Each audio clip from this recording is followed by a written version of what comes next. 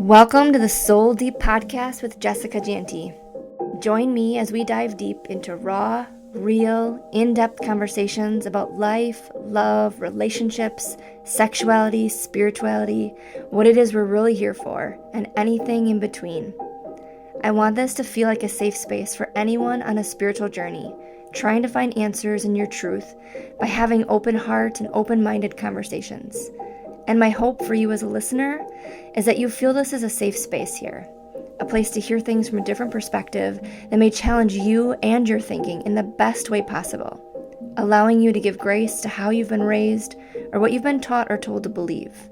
And perhaps you find your truth as I search for mine on this journey we call life. So grab your favorite drink, cozy on up to your couch or wherever you listen from, and join me for these soul deep conversations.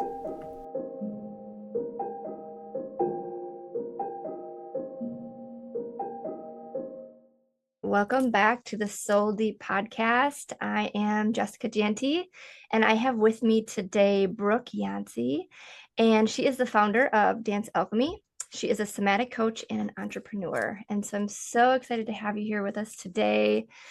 Before we get started on anything, I would love to open with some breath. So if you are driving, obviously do not close your eyes, but if you are in a place where you can close your eyes and just be in your body here. We're going to take some slow, easy breaths just to calm our nervous system, to ground into the present moment. So closing down your eyes if you can, and just taking some slow, deep breaths in through your nose and out through your mouth. And wherever you are at in your day, just letting go of any stressors, maybe some tension with that breath as you release, and just keeping this breath going, this in through your nose and out through your mouth. Just keeping it as a cycle. There's no beginning and there's no ending. And allowing your breath to bring you into this present moment here. Sometimes we are so caught up in everything throughout our day, the day in, the day out, the doing, and we forget just to be. So just using this breath here to allow yourself to relax into your seat, into your space, to let go of any tension, any stress, allowing yourself to be here in this present moment. And so maybe just taking a couple more deep inhales and deep exhales.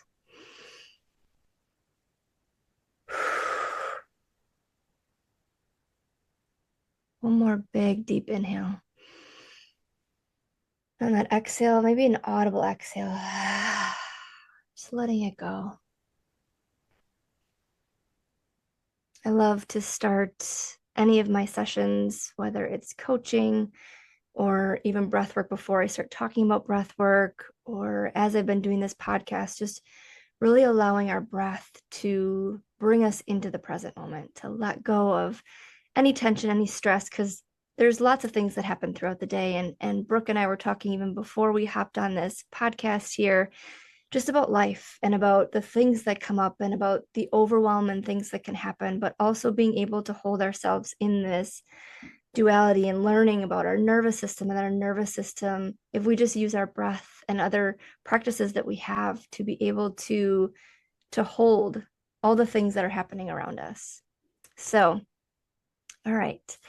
And another wonderful fun thing that I like to do before we start is talk about what we're drinking. So today I have, and I actually blended. Usually I'll either do cacao or I will do a dandy blend. And today I put a little bit of both in there just for something different because I already had my morning cup. And so that's what I'm drinking today.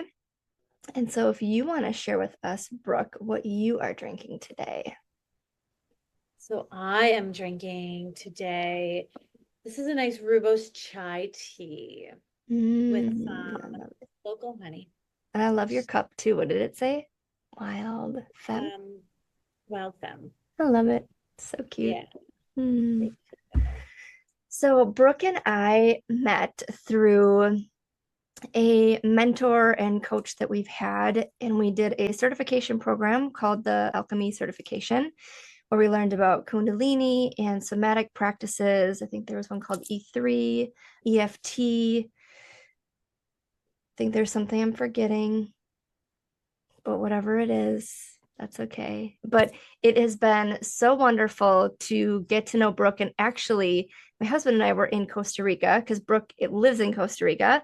And so my husband and I were there in January or February, and I actually got to meet Brooke in person. So that was just so wonderful. So without further ado, Brooke, if you want to let us know about yourself and who you are. I mean, I talked about how you are the founder of Dance Alchemy, but if you want to talk about that, we'd just love to hear about you and who you are. Yeah, so my name's Brooke. I am a Canadian who lives in Costa Rica currently, and I have been an entrepreneur for over a decade. My work, my life has been focused on helping people heal through dance. Mm, One of my passions, once I studied psychology in university, I really started to dive into movement therapy, dance therapy, mental health work, and helping people heal through movement and dance. And so I've spent a lot of my adult life exploring various healing modalities, energy healing, somatic healing, dance therapy, dance fitness. And over the years, I have been able to teach many people, and I've been so blessed to be able to train instructors and help people step into the craft of teaching dance and dance healing, that it was a natural progression for Dance Alchemy to come through so I could help mm, coaches and healers and people who are desiring to bring movement, somatic healing into their businesses, into their lives, creating classes and workshops and really embracing healing through movement. And mm. so Dance Alchemy was born just a bit over a year ago. And we've had people on 4 continents now join the trainings. Amazing. So Ooh. all over the world. I've done a TED Talk, a Dance Alchemy TED Talk Energizer. Mm, And it's just been really, really beautiful to witness not only the movement grow, but all of our instructors who are bringing dance into their businesses, into their lives, into their communities, and just how much fun they're having, how much of a transformation they're having. We just did the final call of our 6-month certification last night, and everyone was saying, like, this program being in this world has completely changed my life. And that just mm. so happy Yeah. to Mm, know that this work is really changing people at a cellular level. mm. I love that. So great. So, something I ask everybody on this podcast is, what is your soul's purpose? Like, what do you feel like your soul's purpose is? I mean, obviously, from how you've talked just so passionately about dance and dance alchemy and things, I'm gathering that that's part of it. But if you want to tell us, what do you think your soul's purpose is here?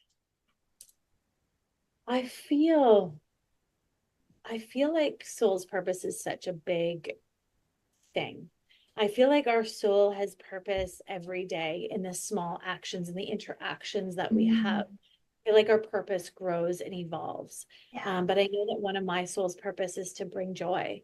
I know Mm, that in my daily interactions, I'm very joyful and friendly and help people feel really seen and held and heard. And I know that through Dance Alchemy and through my work, it's really about helping people come home to joy, into mm, pleasure, into fun.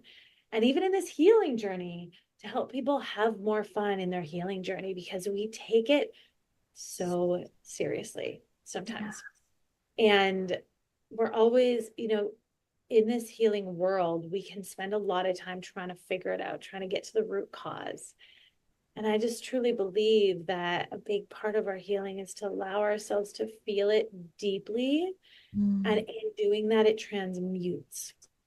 It yeah. transmutes our pain into our purpose, our Mm, pain, pleasure, our yeah. sadness, the joy. And coming back to that joy and that peace is such a big part of what I love to do in anything that I do throughout my life. I love that. That was a really great description because you're right. I mean, I feel like your soul's purpose, when I worked, and I've talked about this in another podcast, but I started out as a nurse and I truly felt like at that time that was my purpose was to help people and to help people in that setting. But now it has evolved and it's evolved over time. And I think it continuously evolves. So I love that you brought that up. So, can you describe dance alchemy for the listeners? Because I think when we say a word like alchemy, there may not be a lot of people that really understand what that word means and then how dance relates with that together. So, if you can explain that to us a little bit. So dance alchemy itself is the process of transforming one substance into another. It's like alchemizing. Mm, It's complete transformation. And dance alchemy is dancing is moving our body, usually to music, and usually in a way that isn't in the traditional ways of like, this is the alignment, this is the way of doing things. Dance is about expression. It's about allowing our bodies to move in a way that feels good. mm, And so dance alchemy is transforming and healing through dance. It's mm, allowing our bodies wisdom to do the alchemy, to release the pain, to release the suffering, to release the blocks by moving our body. Because we store so much pain in our cells, we store so much memory. There's a book called The Body Keeps Score. The body stores so much in different parts of our emotions in our cells. And when we move and when we dance and we allow ourselves to feel, naturally the alchemy of that is the transformation, is the healing. So in mm, dance alchemy, we take people through a healing journey through dance. This is also a very fun journey. You may move through sadness or anger or frustration, maybe if that's what your body is needing, but you'll also move through and feel states of peace, of joy, of ecstasy. And it's like this total body release, which is why it's such a fun modality in our healing journey and such a potent and deep somatic healing journey, because we work on the level of the body. We're mm, not sitting here trying to figure out why, trying to get to the root cause. We are moving our body and allowing for the body to do its thing, allowing for the healing to take place that transcends the mind. So mm, we're connecting to like our higher levels that know the greater picture, the bigger picture. And this is why dance alchemy is such a potent and beautiful healing modality and why mm. it's growing so quickly. Yeah. I love that. And I know you've touched on because you've talked about the body keeps the score here and trauma being held and emotions being held in the body. And so I know you've like touched on it in a post and things too about people and dancing and being instructors and walking people through this, but maybe not having that trauma informed piece. And so maybe explaining why that piece is so important. Being trauma informed when it comes to something like dance is really important. First of all, the amount of people that I have met that have had dance trauma is quite a Mm, lot. The dance world has been known for years and years and years for the dance trauma. And it's one of the reasons why so many people don't want to dance, especially in North America. Now, I grew up in the traditional dance world, the tap, ballet, jazz, mm, and not to make blame, because we don't know what we don't know. But right. a lot of those teachers that I had growing up, I remember someone telling one of my best friends when we were 5 that she was too fat to be a dancer.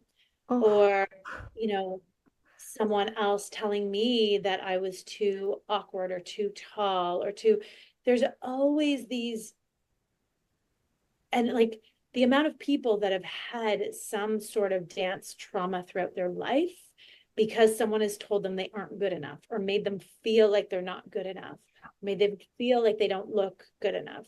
mhm, And so the first thing with being trauma informed is to not make comments and not make dance being about how we look, because I really believe that a lot of women's body image issues comes down, the dance world can be a big part of it.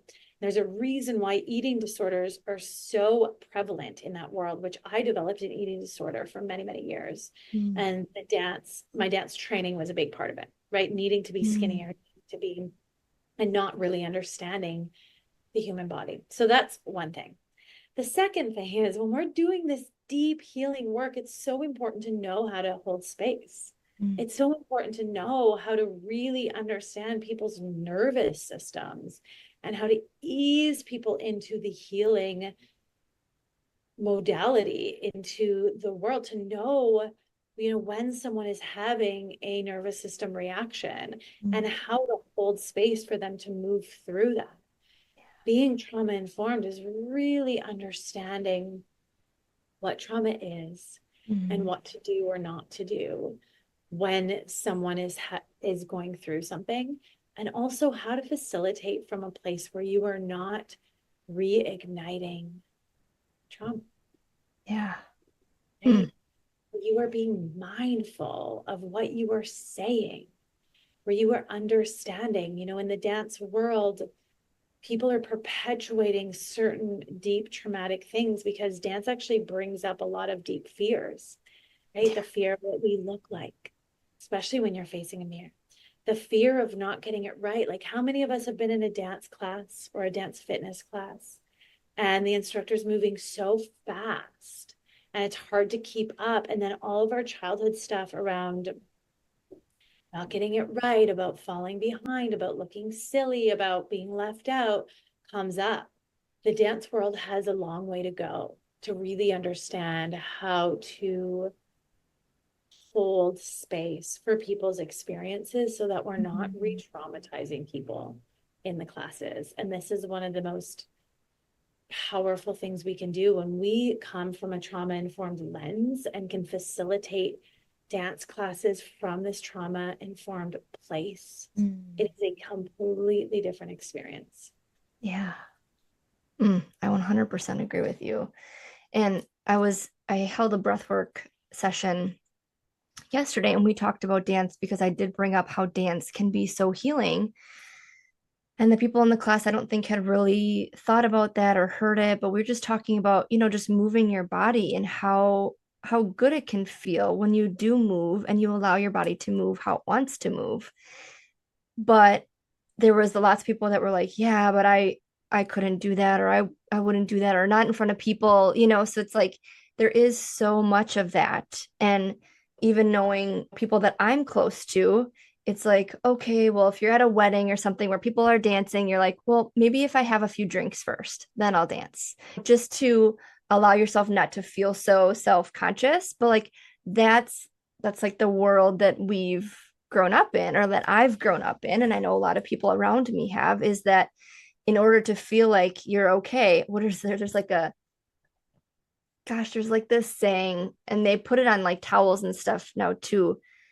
Maybe it's either wine or vodka, I can't remember, and it says you can dance, and then it says vodka or something like that. Like it's like, yes, you can dance once you have a drink. Like that's just kind of like the culture is that you're not a great dancer unless you can do this or this. And so it is hard. It's hard to let yourself go, especially because, like you said, there's so much trauma about it. Like someone mentioned something, maybe you were dancing silly and someone said something to you. And so that stayed stuck in your body.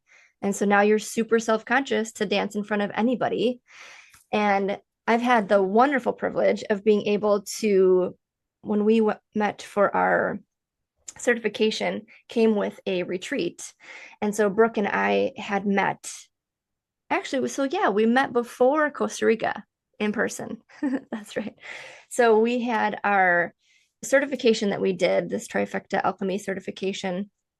We had a retreat in Canada, and Brooke was there, and she afterwards there was four of us that went off ourselves, and Brooke was teaching I don't know if you called it a dance alchemy class then, or if you called it like ecstatic dance or something like that, I think. And I remember joining in. That was the first time that I think I danced freely, where I just did not care. I wasn't on anything. I didn't have any drinks. I just danced. And everybody there was also the same. Everybody was there just to dance and have fun, and whatever you felt and felt like how you wanted to move, like it was just free to be there.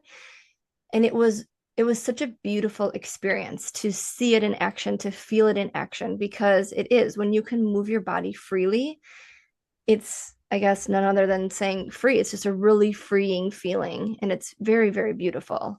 Yeah.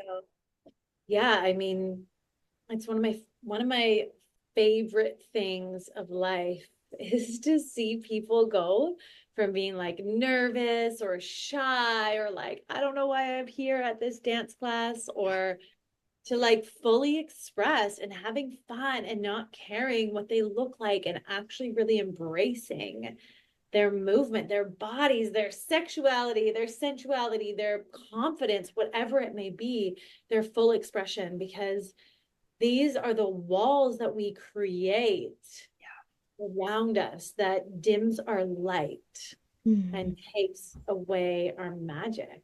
Mm. So I love, love, love facilitating dance workshops and just setting people free. It's one of my favorite things. Mm. Yeah. I love that. Mm. So how did you go from traditional dance? Because you said you did like tap and ballet and things like that. So how did you go from traditional dance to creating this program where it is just like free expression dance? So growing up, I took traditional dance classes as a kid, as a teenager. Um, and people would ask me if I wanted to be a performer, Mm. but that's never what it was about for me. And so I knew that I was a healer from a young age. I knew I wanted to help people heal. Mm. And I was like, I want to help people heal through dance. I said that from the time I was very young. And when I went to university, I felt really called to study psychology. And if programs would have been available to do dance therapy, I probably would have done that, but that wasn't Mm. available Yeah. back then. And so I started studying psychology and I started to explore all different movement therapies.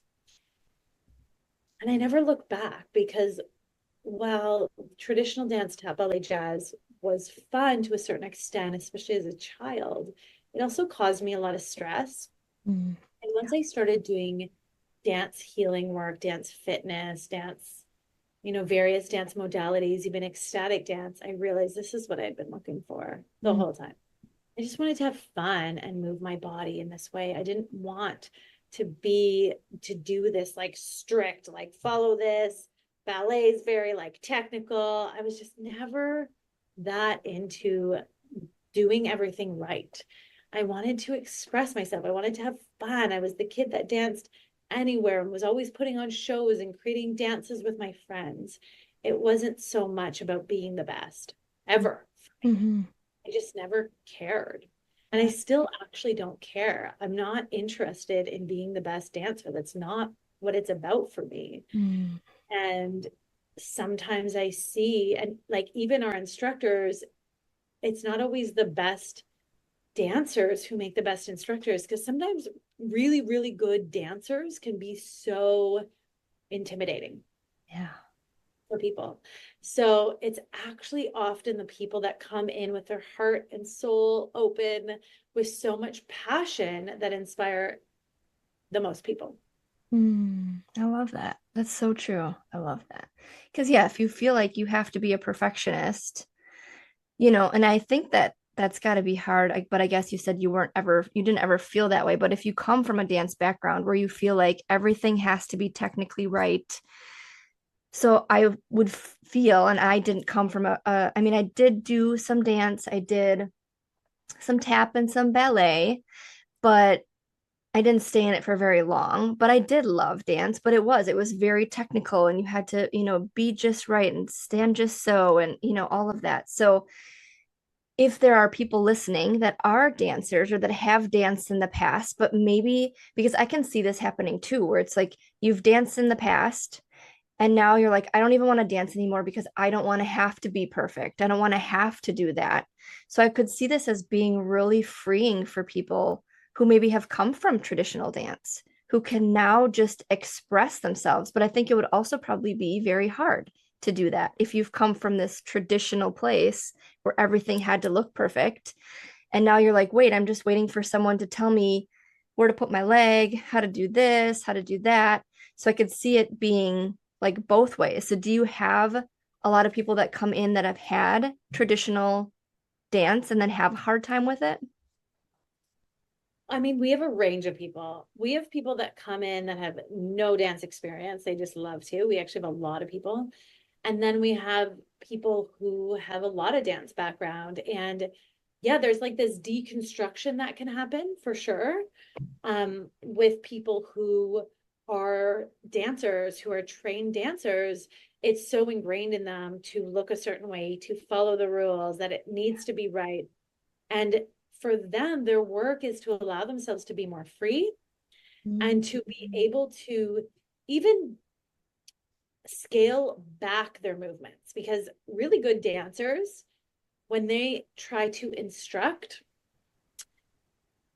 their movements can be really complicated, which will overwhelm most people. And we need to break it down and scaffold the teaching. So we start really simply. We help people connect to their bodies. When we start in like the earth element, which is like on the ground, connecting to your body, then we move into water, which is more fluid, and we're connecting to the rhythm of the song. We're connecting to the vibe of the song. We're connecting to other people. We're flowing around the room. Then we move into fire, and fire can be really like freeing, where people are shaking and dancing and allowing themselves to be wild and make noise, which can be the hardest element for a traditional dance facilitator or dancer, because they're not used to allowing themselves to be so free. Yeah. But it is so liberating, and they, for lack of better words, they lose their minds. Like, it's so much fun for them.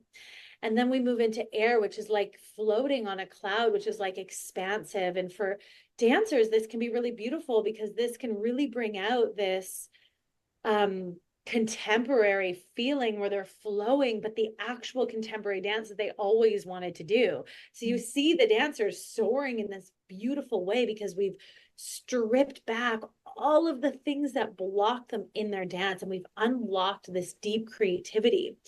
So for dancers, it actually can bring out this really beautiful way of moving and tapping into the way that they always wanted to move, and maybe have these small experiences of knowing how to move. And so it can really also enhance the dancing that they do. Mm. I love that. I love that you go through the elements. I don't think I Yeah. knew that part about it. So that's really cool. I love that. Yeah. Yeah. And then we end in ether, which is meditation. It's like the Mm. quantum. It's really, really powerful. Mm. I Yeah. love All that. the elements. I love that. So coming from like places, so this podcast a lot of times goes from, maybe there was something in the past that we were taught or told to believe that was specific, like this is the way it needs to be and has to be. But now we've grown out of that. And so, is there anything maybe specifically around dance, or maybe how you've grown up in your life where it was like, this is how it needed to be, whether it was traditional religion, traditional dance might be more for you. And then now you're like, well, this is kind of how I do it now. And maybe like how family has responded, people that you were like close with, because sometimes that can be the hardest, is the people that are closest to you almost seeing you as like, now you're this different person. And so I don't know who you are anymore, kind of thing. So, Yeah. Are you talking about in my like career? yeah. Hmm. So that was interesting, because I've always been different, and I've always known I've been different. And my mom growing up was actually, she left nursing and became a life coach and worked in natural health. So she was always a trailblazer. And so as I went down this path, and I almost went to naturopathic college, I was always doing things differently than other people.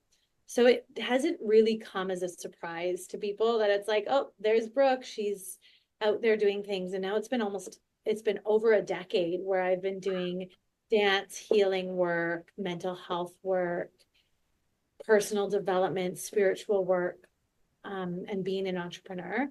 So I feel like at this point, people just know that that's who I am. Hmm. Yeah. Yeah. Was it hard to break free of like what people expected you at that point? Or do you feel like it was a pretty easy transition? I feel like it was hard to a certain extent, but I think, yeah, because everyone wants you to be safe and get the safe job. But I think Yeah. because I just never chose that, I've questioned it for sure because being an entrepreneur is no joke. Like you are facing your shiznit with everything, with money, with security, with safety, with everything constantly.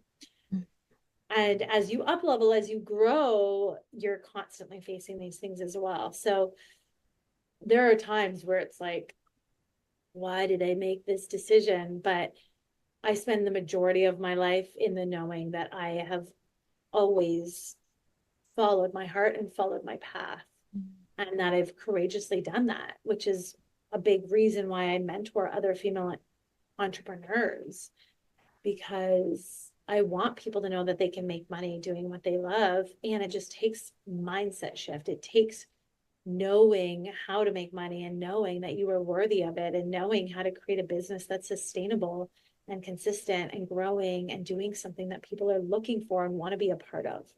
Yeah. Yeah, absolutely. And so how many people have gone through? Because you said you've had it for a year now. So is it a 6 month certification? So you've had like 2 rounds of it or so? Yeah, we've done 2 rounds of the 6 month certification. We've had 15 women go through Nice. that. That's And we have also done, I have a foundational training that's 8 weeks. And, or I do that over a weekend. And I believe we've had 30 to 50, between 30 and 50 people who have gone through the 8 week foundational training. So that's like the level one. mm, But the foundational training, you do learn how to teach. Like it is like you learn, we go through the earth element, the water, the fire, the air, ether, and you learn how to teach a few songs in each. You mm, get choreography notes. It's all laid out. Because, like I said, I've trained hundreds of people in various dance healing modalities. So, one of my passions is really helping people know how to teach something when they go through a training. So, it's a yeah. really powerful training. And a lot of our instructors who have gone through the 8 week foundations training are out there teaching classes and workshops. And then the 6 month somatic embodiment journey is like just a deeper understanding of the somatics, of the chakra system, of energy healing, of bringing forth your magic, your passion, of integrating it. There's like a business component to it because that's a Mm, big part of my yeah. wisdom, helping people with their businesses, especially in Mm, dance and the healing realm. So yeah, we have 2 levels right now. Level mm, one foundations and level two is the 6 month embodiment certification. I love that. And I'll make sure to put if anybody is interested in being in the program, I'll make sure to put the links to that in the show notes because it is such a beautiful program. It sounds amazing. I haven't done it myself, but I've taken classes in person with you and I think online as well, and it's just been beautiful. So, how did you get yourself from, because you're in Costa Rica, so how did you get yourself from Canada to Costa Rica? Yeah. So Canada to Costa Rica is such an interesting story because I was running a business teaching dance in schools in Canada. And then COVID hit and schools shut down. Mm, And so it shut down my in-person business. I was already coaching other women, like female entrepreneurs, and I really just focused on my online coaching and healing business. And, 8 months later, it's the winter of Canada. I was living in Vancouver. It's rainy, it's dark. And one of my friends was like, what if we spent the winter in Costa Rica? mm, This is a really great idea. because I now no longer need to be in Canada. Schools are shut down. They're not really bringing in dance experts to teach. It was just a really slow time of that other business. And I took a leap of faith and came to Costa Rica for 2 months, and 2 months turned into 6 months. And then I went back home, packed up my stuff, and moved here. Mm, that's amazing. Had you been to Costa Rica before? Yeah. Never. Wow. And then, so how did you pick? Because I know you're in Nosara. So how did you pick that area? If you had never been there, you're just like, okay, we're gonna go to this cute little surfing yoga village area and just picked that. Yeah, well, my friend's cousin had a place here. So Okay. she was Okay. like, what if we went to Nosara? And I'd heard about it and I was like, sure, sounds awesome. Yeah. Oh, Yeah, I really felt like I was really guided here. it's such a beautiful area. Such a beautiful area. I don't want to Yeah. like tell too many people about it because then it's gonna get like crazy, crazy busy, but it is beautiful, beautiful area. So yeah. Yeah. Um, one more question about going back in your story a little bit, because I think there are a lot of people that struggle. And if you're okay with me asking you this, I didn't ask you this prior to, but you mentioned an eating disorder. And I know there are lots of people that struggle with that. And so, how did you get yourself out of that eating disorder? Were you like, did you have to go seek help, or did you get the healing through your dance, your, other things like that? Yeah, so I struggled with the eating disorder with bulimia when I was a teenager. And at that point, I didn't have all of the tools I had now, but I Mhm. did seek help. I went to counselors, therapists. Like I said, my mom was in the natural healing world. So I went to different energy healers and not psychotherapists, but different energy healers and all different healing modalities. And I found some mentors that really helped me. And I really worked on cultivating a more peaceful way of being. I We did not know about the nervous system at that time, but the anxiety and depression I was experiencing really made an impact on the eating disorder. And that's when I started to dive into movement therapy, because a Mm, lot of my struggle and a big instigator with the eating disorder is the struggle with the body and how it looks and food. And so a big part of my healing was learning to love my body, learning to love food and not being so black and white with like healthy food, unhealthy food.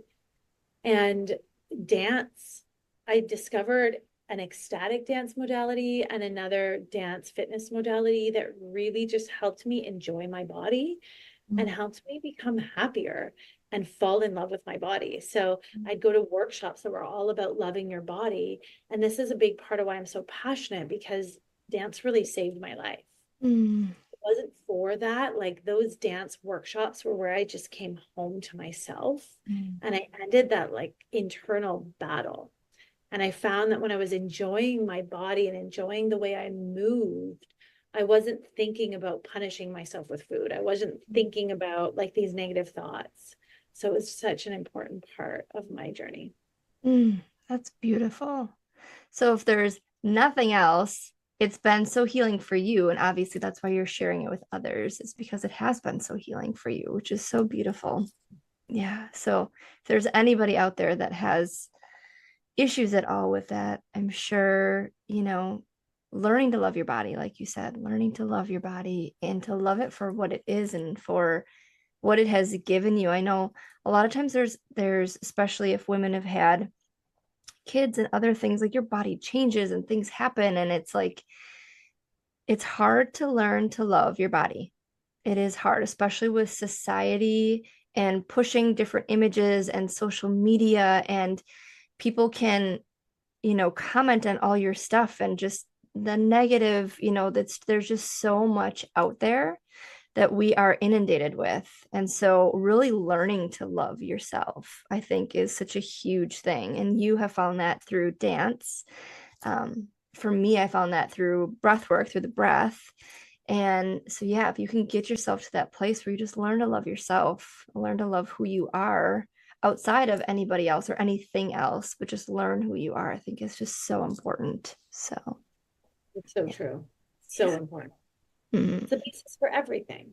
yeah. 100%. Mm. This has been such a beautiful conversation. Thank you so much for being here. Is there anything that you'd like to share, or anything, any parting words or anything before we wrap it up here? Oh, I mean, I think if you're interested in any of the dance alchemy world and you have any hesitations, just reach out. I'm here to support you. This isn't about it's not about how you look. It's not about being the best dancer. We're really empowering women to inspire other women to move, to dance, to be free, to be happy, because that's really what it's about. Yeah. And being this movement that's rippling out all over the world, which is so exciting. Yeah. And I think when you show up vulnerable, when you show up like just letting it all go and just letting it all be there, that gives other people permission to do the same. So it's like when you see somebody else just like being free and dancing, you're like, oh, I want to do that too. Like that looks fun. That looks freeing. And so just being in a group of people and being in that space is just empowering itself. So yeah. So if you are interested in Brooke's Dance Alchemy, or anything else that Brooke does, I will put all of her information, her socials, her anything else that she has here for certification and all that. I will put that in the show notes. Thank you so much, Brooke, for being here with us today. You're so And welcome. we will see you next time on Soul Deep with Jessica Janty. Oh, thank you for listening to this episode. I hope you loved listening as much as I loved recording. Each and every conversation that I have here on this podcast just lights my soul on fire. I love having conversations where we explore and challenge our ways of thinking. So if you've resonated with anything here and you're looking for more, please connect with me on Facebook in my Soul Deep community group, which is free. I'm also offering all my listeners a free month in my Soul Deep Connection membership. I have poured my heart and soul into this membership, bringing you resources to help you grow into the best and truest version of yourself. I've used my knowledge and experience as a nurse, combined with my knowledge and experience as a coach, breathwork facilitator, and somatic embodiment guide. This library consists of breathwork, kriyas, and other resources and modalities that will help you learn about and give you the healing tools to live the life you've been dreaming about, and to help you find your true passion and zest for life again. This library of resources is vital for everyday maintenance. And on top of the library of resources, there are live monthly calls, ranging from breathwork, kundalini, full moon or new moon circles, as well as guest speakers on a variety of different topics, from decluttering to marketing to sisterhood and all things healing and wellness. So make sure you join today to get you back on track to living that thriving life that you are longing for. Remember, the first month is free, and my hope is that you find so much value that staying is an absolute no-brainer. It really is everything that I was looking for as I started my journey, and so much more. I truly hope to see you inside my community. And if you haven't yet, please follow me here and on social. Like and subscribe, and make sure to share your favorite episode with your friends and community. And when you do, make sure to tag me in that post. If you tag me, you'll be entered into a drawing for that month where you can win a free one-to-one session, breathwork or coaching session with me. All the links will be in the show notes here below. Until next time, Soul Deep fam, and in the words of my dear friend Mary Lacey Banks, I'm holding you so tight in a thought hug.